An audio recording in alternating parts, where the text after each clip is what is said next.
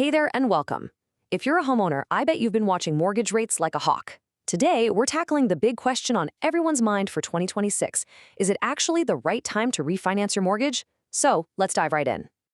So, is this the year? Well, the answer isn't a simple yes or no for everybody. It really all comes down to your current rate, what your financial goals are, and, this is a big one, your timing. But, getting this decision right could have a huge impact on your wallet. And when I say huge, I mean it. We're talking about a potential savings of up to $47,000 over the life of your loan. And that's just from comparing a few different lenders. So yeah, the stakes are pretty high. Okay, so how do you figure out what to do?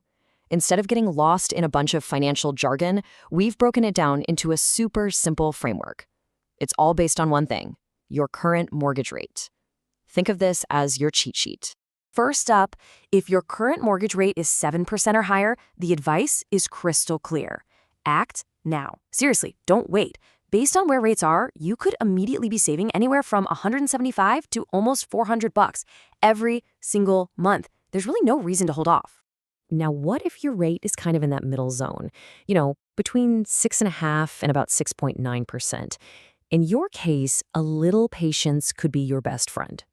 Expert forecasts, and we're going to look at those in just a sec, they're all pointing to the third quarter of 2026 as the sweet spot, when rates are expected to dip just enough to make refinancing a really great move.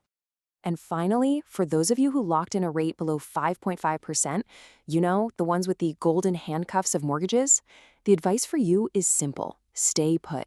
Rates are just not expected to drop that low again anytime soon, so you're going to want to hold on to that amazing rate for dear life. So you might be asking, where does this advice come from? Well, it's not just a guess. It's based on a consensus of forecasts from the big players in the industry. Think Redfin, Bankrate, and the Mortgage Bankers Association. Let's take a look at what they're predicting quarter by quarter for 2026. So looking at this timeline, the experts see rates starting the year in the low sixes and then slowly, gradually trending down. But here's the really interesting part. See that dip predicted for Q3 between July and September? That's the golden window we were talking about. That's when rates could fall below 6%, making it the absolute prime time for a lot of people to make their move. Okay, knowing when to refinance is only half the battle. You also need to know if it actually makes financial sense for you personally. And this all comes down to a really simple piece of math called the break-even calculation. And don't worry, it's way easier than it sounds. So what is the break-even point? Think of it like this. It's simply the number of months it's going to take for your monthly savings to totally pay off your upfront closing costs. Once you hit that point, every single dollar you save from then on is pure cash back in your pocket. And the formula, it could not be simpler. You just take your total closing costs, which on average are around $4,000, and you divide that number by how much you'll be saving each month. And voila, the result is your break-even point in months. Let's look at a real-world example. Say you've got a $400,000 loan. By refinancing from 7% down to 6.3%, you save $175 a month. With $4,000 in closing costs, your break-even point is just under 23 months. A pretty good rule of thumb is if you can break even in less than 36 months, that's 3 years, and you plan on staying in your home, it's usually a very smart move. All right, so if you've run the numbers and it's looking like a green light, what's next? Here is a practical step-by-step checklist to make sure you get the absolute best deal you possibly can. So here are your 5 key steps. First, run your numbers. Second, check that credit score. Anything over 740 is going to get you those top-tier rates. Third, and listen up because this is the most important step of all, compare offers from at least 3 to 5 different lenders. Fourth, use those offers to negotiate your closing costs. And finally, lock in your rate and maybe even ask about a float-down option just in case rates drop even more before you close.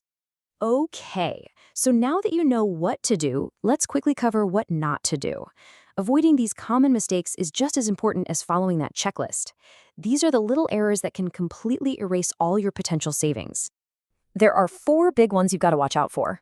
First, giving up a fantastic low rate you'll probably never see again. Second, and we're going to focus on this one, failing to shop around. Third, automatically resetting your loan clock all the way back to 30 years. And finally, missing a great opportunity to consolidate other high-interest debt. Let's just zoom in on mistake number 2 for a second, because it is the most costly by far. Lenders can offer rates that vary by 0.5% or even more on the same day. As you can see here, the difference between getting just one quote versus 3 or more can literally be tens of thousands of dollars over the life of the loan. It is the single most important thing you can do to save money. And please be so careful with mistake number 3. If you've got 25 years left on your loan, don't just automatically reset the clock to a new 30-year mortgage. It's so tempting, but you're adding 5 extra years of payments. Instead, ask your lender about a 20 or 25-year term. Sure, your monthly payment might be a little higher, but you will save a fortune in total interest. So, to wrap this all up, for anyone with a high mortgage rate, 2026 is looking like a prime opportunity to save some serious cash, especially around that third quarter. But the most important thing to take away from all this is that it all comes down to your personal numbers. You've seen the forecasts, you know the formulas, but what's your break-even point? What could your actual savings be? To find those answers and compare personalized quotes, you can find some great tools and a lot more detail in the link below. Thanks for watching.